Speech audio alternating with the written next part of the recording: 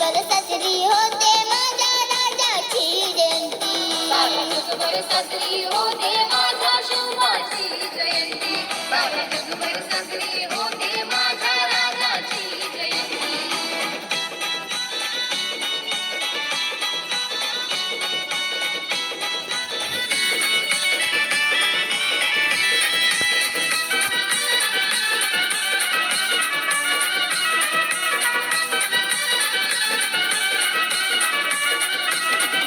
लाखात माझा राजा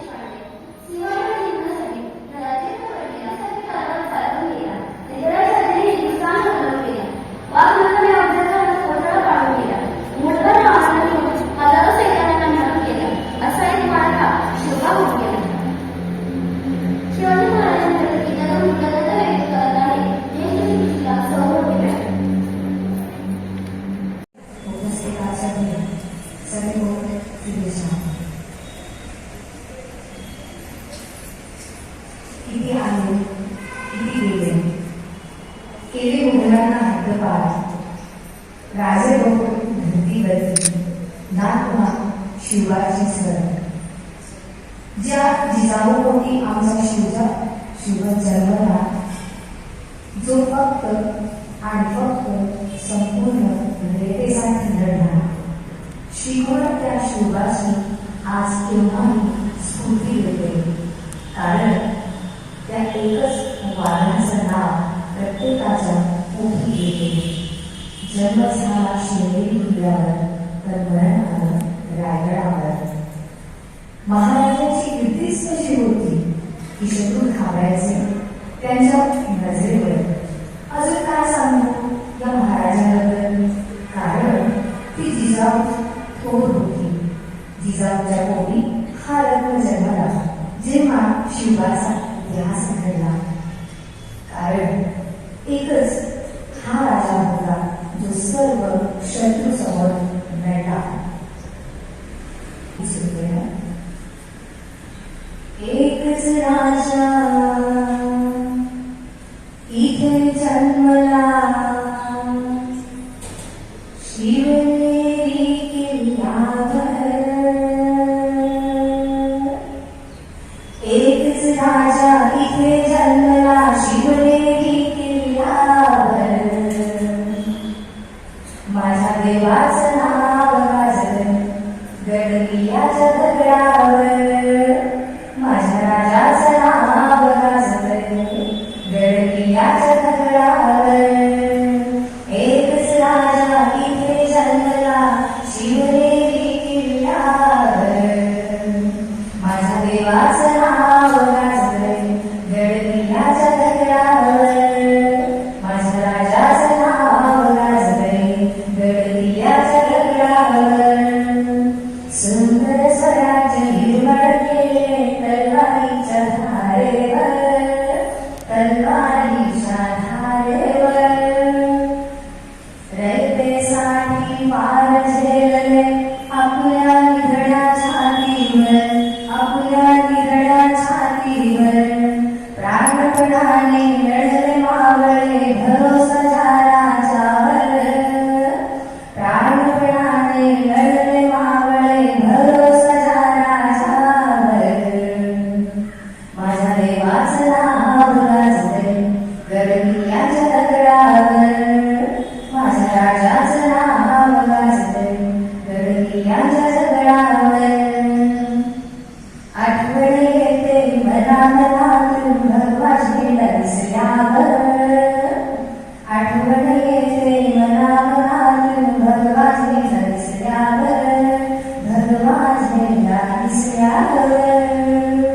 जात पातला धर्म मारिला, जगला माणुसकीवर, जगला माणुसकीवर. पुन्हा जन्म घ्या अशी इच्छा शिवभक्ताच्या हृदयावर. पुन्हा जन्म घ्या अशी इच्छा शिवभक्ताच्या हृदयावर. माझ्या देवाचं नाव गाजलं गडकिल्ल्याच्या दगडावर. माझ्या राजाचं नाव गाजलं गडकिल्ल्याच्या दगडावर. माझ्या राजाचं नाव गाजलं गडकिल्ल्याच्या दगडावर. माझ्या देवाचं नाव गाजलं गडकिल्ल्याच्या दगडावर. प्रतिभा आजच्या स्थितीला असं म्हणावं असं वाटतं, सध्या परिस्थिती आपण पाहिली तर अंधार फार झाला, आता एक दिवा पाहिजे. अंधार फार झाला, आता एक दिवा पाहिजे. भारत मातेच्या या भूमीला जिजाऊचा शिवा पाहिजे. भारत मातेच्या या भूमीला जिजाऊचा शिवा पाहिजे. याचं कारण असं की विद्यमान परिस्थितीमध्ये आजूबाजूला आज आपण बघितलं शिवजयंती अतिशय उत्साहाने साजरी केली जात आहे.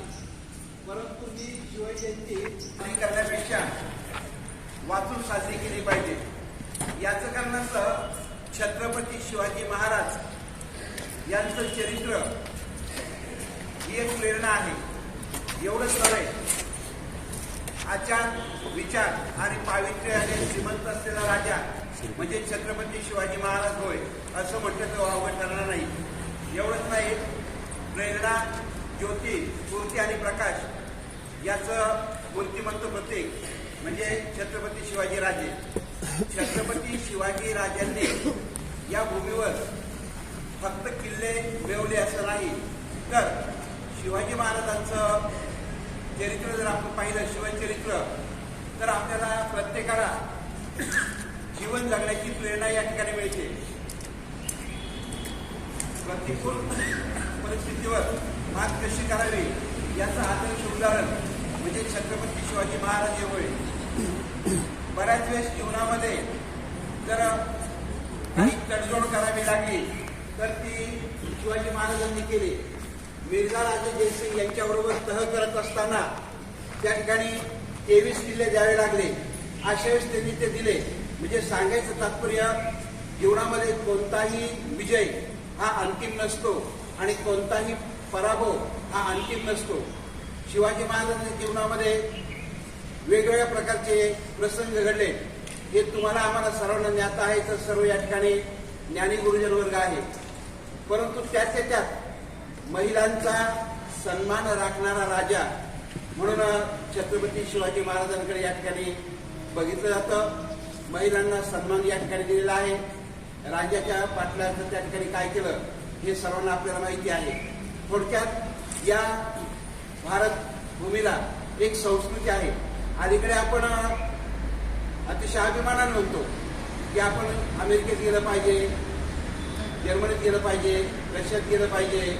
परंतु आपल्या भारत देशामध्येच या ठिकाणी राजांनी एवढी काही विचारधारा निर्माण करून ठेवली आहे की ही संस्कृती जगाच्या पातळीवर श्रेष्ठ आहे. कारण राजांचं जे आचरण आहे ते प्रत्येक पावलोपावली आपल्याला काहीतरी शिकवून जातं.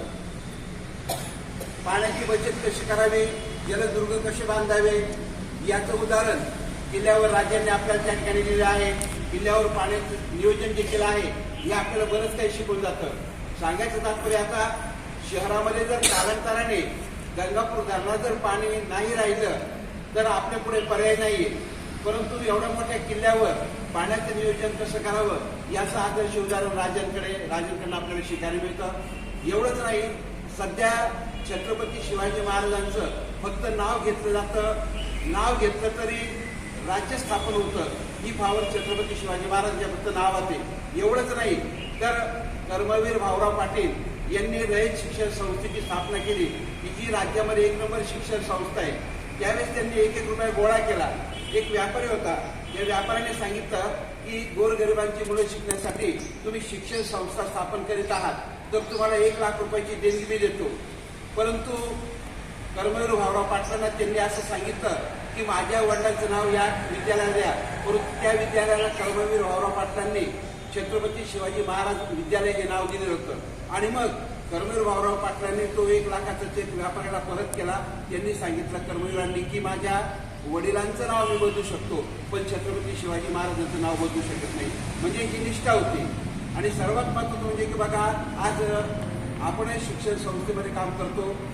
मराठा विद्याप्रसारक समाज ही महाराष्ट्रातली नंबर 2ची शिक्षण संस्था आहे. पण लोगो जर पाहिला तर त्या ठिकाणी छत्रपती शिवाजी महाराजांचं चित्र आपल्याला पाहायला मिळतं. सांगायचं तात्पर्य की फक्त छत्रपती शिवाजी महाराजांचं नाव घेतलं तर त्या ठिकाणी प्रत्येकाचं कल्याण होतं. पण अलीकडे काय झालंय की संकुचितपणामुळे राजे विशिष्ट समाजाचे, आमके राजे विशिष्ट समाजाचे, अशा प्रकारचा जो काही संकुचित भाव समाजामध्ये निर्माण केला जातो हे अतिशय चुकीचं आहे. कारण या भारत देशामध्ये 2च राजे इथे जन्मले या भारतभूमीवर, एक त्या रायगडावर आणि एक चौदार तळ्यावर. या भारतभूमीला छत्रपती शिवाजी महाराज आणि डॉक्टर बाबासाहेब आंबेडकर या अशा ह्या महान व्यक्ती मिळालेल्या आहेत. आता सध्या मी तर त्या ठिकाणी या ठिकाणी भाषण करण्याला संधी मिळते. आपल्याला घटनेने स्वातंत्र्य दिले असल्यामुळे परखडपणे विचार मांडतो की तर हे जे 2 राजे होते यांची विचारधारा, डॉक्टर बाबासाहेब आंबेडकर सुद्धा हे सर्व समाजाचे आहेत, एका विशिष्ट समाजाचे नाहीये. त्यांनी जी विचारधारा दिली ती विचारधारा आचरणात आणली तर खरोखर प्रत्येक व्यक्तीचं जीवनाचं सुरू होईल. बरं ठीक आहे, देशाचं कल्याण होईल तेव्हा होईल. पण छत्रपती शिवाजी महाराजांच्या जीवनामध्ये सर्व जे प्रसंग आहेत एक जरी प्रसंग जीवनामध्ये आचरणात आणला तरी आपल्या सुद्धा जीवनाचं सुरू होईल. सांगायचं तात्पर्य छत्रपती शिवाजी महाराजांना जिजाऊंनी फक्त प्रेरणा दिली की हिंदवी स्वराज्याची स्थापना करा, पण त्यावेळी छत्रपती शिवाजी महाराजांनी 18 पगड जातीला एकत्र केलंय. आपण सुद्धा सबका साथ सबका विकास हे म्हणण्याऐवजी सर्वांना सोबत घेतलं पाहिजे, सर्वांचा विकास केला पाहिजे, तरच या देशाचा विकास होईल आणि खरोखर संपूर्ण जगामध्ये भारत देश हा खरोखर आदर्श होऊ शकतो. पण खऱ्या अर्थाने शिवाजी महाराजांची जी नीती आहे, जी विचारधारा आहे, ती जर प्रत्यक्ष आचरणात आणली तर आज परदेशी विद्यापीठांमध्ये शिवाजी द मॅनेजमेंट गुरु म्हणून त्याकडे त्यांच्या जीवनचरित्राचा अभ्यास हा विद्यापीठामध्ये शिकवला जातो आणि आपल्याकडे 4थीच्या CBSEच्या पुस्तकामधून शिवाजी महाराजांचा जे लेख आहे किंवा जी माहिती आहे तीच गायब करण्यात आली. ही आपल्या देशाची शोकांतिका आहे. आता नवीन राष्ट्रीय शैक्षणिक धोरणामध्ये जुन्या काही 4थीला वगैरे आम्ही जेव्हा शिकायचो, आपण शिकायचो त्यावेळेस हा पूर्ण इतिहास असायचा.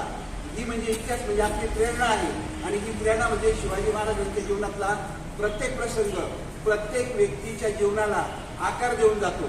त्यांनी शेतकरी, कष्टकरी, सर्वसामान्य, महिला सर्वांसाठी त्या ठिकाणी एक विचारधारा आचरणात आणली. सर्व या खऱ्या अर्थाने हिंदवी स्वराज्य निर्माण केलं. एक तर कोणत्याही प्रसंगाला अतिशय धाडसाने सामोरे गेलं पाहिजे. आता इथे सर्व ज्ञात लोक आहेत, त्यामुळे छत्रपती शिवाजी महाराजांबद्दल किल्ल्याची माहिती असेल किंवा त्यांची उद्योगनीती असेल किंवा त्यांची विचारधारा असेल आणि सर्वात महत्त्वाचं म्हणजे त्यांच्या राष्ट्रमाता जिजाऊ यांनी त्या ठिकाणी जी शिकवण दिली ती अतिशय महत्त्वाची. राष्ट्रमाता जिजाऊंनी त्यांना बालपणी रामायण महाभारताच्या कथा सांगितल्या. आता आपल्या जाऊन इथं सगळे सिनियर लोक आहेत, पण नवीन मुली माहिती आहेत काय करतात. लहान पोर आले का मोबाईल हातात देऊन देतात. कशाला शिवाजी महाराज घडणारे हा एक म्हणजे विचार करण्यासारखा भाग आहे. आणि सर्वात महत्त्वाचं मला आधी म्हणजे एका गोष्टीचं आहे की मी बऱ्याच वेळेस त्या ठिकाणी सांगत असतो, आपण इतर दुसऱ्या देशांची तुलना केली पाहिजे, कौतुकही केलं पाहिजे, पण आपल्या देशामध्ये अतिशय छान किल्ले आहेत. या किल्ल्यांचं संरक्षण केलं तर नक्कीच आपल्याला प्रेरणा मिळेल आणि खूप काही शिकण्यासारखं आहे. किल्ल्यांवर वेगवेगळ्या प्रकारचे वनस्पती आहेत. आता किल्ल्यांबद्दलचा जास्त अभ्यास म्हटला तर उगले सरांना आपण भेटून तर सगळी माहिती मिळेल. माझ्यापेक्षा ज्यांच्याकडे फार माहिती आहे लक्षात. आणि सर्वात महत्त्वाचं मला की आपल्या देशात एक आदर्श मी प्रत्येक ठिकाणी भाषणामध्ये सांगत असतो. कोणी काय म्हणू की आपल्या भारत म्हणजे आपण म्हणतो ना की सारे जहां से अच्छा हिंदुस्तान हमारा, की शेगावची जी शिस्त आहे, शेगावला गजानन महाराजांचं जे आनंद सागर जो प्रकल्प आहे हा जगात कुठेच नाही असं मी छाती ठोकपणे सांगतो. तिथली शिस्त, तिथलं ते वातावरण, तिथे गेल्यानंतर आदर सत्कार, तिथल्या लोकांची सेवा ही जगामध्ये कुठे आज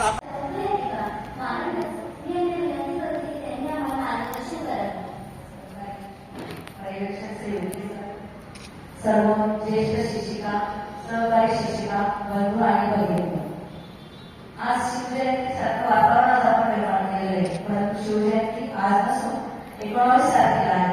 19 तारखेला शासकीय सुट्टी असल्यामुळे विद्यार्थ्यांना शाळेत येता येणार नाही, म्हणून आपण आज ती साजरी करत आहोत. सर्व शिक्षक 19 तारखेला येणार आहे आणि पुन्हा एकदा हा कार्यक्रम होणार आहे.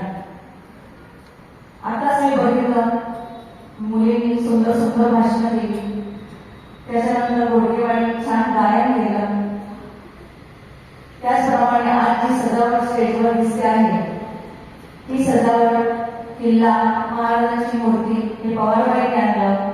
तुम्ही शोकेसेस बघितलेले असतील तर सर्व शिवमय झालेले आहे. सर्व चित्र परमारबाईंनी काढून घेतले. त्याचप्रमाणे गड किल्ल्याची माहिती पवारबाईंनी आणि आपल्या वाचनालयाची माहिती लावलेली आहे. हे सर्व बघितल्यानंतर शिवजयंती मला आजच आहे असं वाटायला लागलं. विद्यार्थी मैत्रिणींनो, या सर्वांचा तुम्ही आज एक अभ्यास करायचा आहे. आपण पुढच्या शनिवारी याच्यावरती एक प्रश्नमंजुषा ठेवणार आहोत. म्हणजे तुम्ही आजपर्यंत काय काय केलं, काय काय आठवडाभरात शिवाजी महाराजांविषयी वाचायचं आहे आणि त्यावर आपण एक प्रश्नमंजुषा कार्यक्रम घेणार आहोत. शिवजयंती ही आजही आपण साजरी करतो. 350 वर्षांनंतर त्यांचं लाडू आजही मानणारा राज्य करत असे एकमेव व्यक्ती, एकमेव राजा, ज्या राजाने कधी जातपात मानली नाही, कधी जातीभेद निर्माण केली नाही, ज्याने स्वतःच्या पराक्रमाने मातेचे स्वप्न पूर्ण करण्यासाठी केवळ 16 वर्षी प्रतिज्ञा घेतली. ज्या वयात तुम्ही कॉलेजला जाता,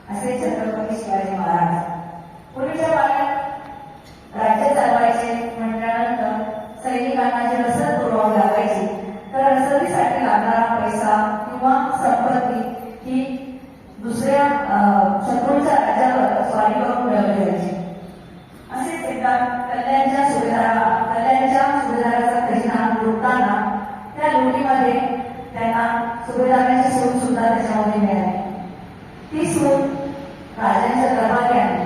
राजांना जेव्हा कळले की एक स्त्री आपल्या रुटीमध्ये आलेली आहे, तेव्हा त्यांनी त्या स्त्रीला सर्वांसमोर दरबारात बोलवले. स्त्री थरथर कापत होती. तिला असं वाटलं आता आपलं काही खरं नाही, कारण आपण शत्रूची सून आहोत. परंतु छत्रपती होते त्यांनी त्या स्त्रीला साडी चोळी देऊन तिचा सन्मान करून तिला आदराने त्यांच्या घरी परत पाठवून दिले. नाहीतर तुम्हाला माहिती, मोगलांच्या काळामध्ये स्त्रियांवर अतिशय अत्याचार झालेले आहेत. असे अत्याचार महाराजांच्या राज्यात चुकूनही होत नव्हते. जे कोणी असं करत असेल त्याला कडक शासन केलं जायचं. मला असं वाटतं किल्ल्यावरून त्याला खाली रोखलं जायचं. असे कडक शासन त्यांच्या काळामध्ये. त्यांच्या काळात स्त्रिया अतिशय निर्भय होत्या. आणि त्या स्त्रीला बघून असं कोणी कवीने म्हटलेलं आहे, महाराजांनी म्हटले की मला सांगता येणार नाही, पण असं कोणी म्हटलेलं आहे की अशीच असती आमची आई सुंदर, आम्ही सुंदर झालो बसतो बदले छत्रपती. म्हणजे यावर विचार करा, छत्रपती महाराज सुंदर नव्हते का? ते निश्चित सुंदर होते, जिजाऊ पण सुंदर होते.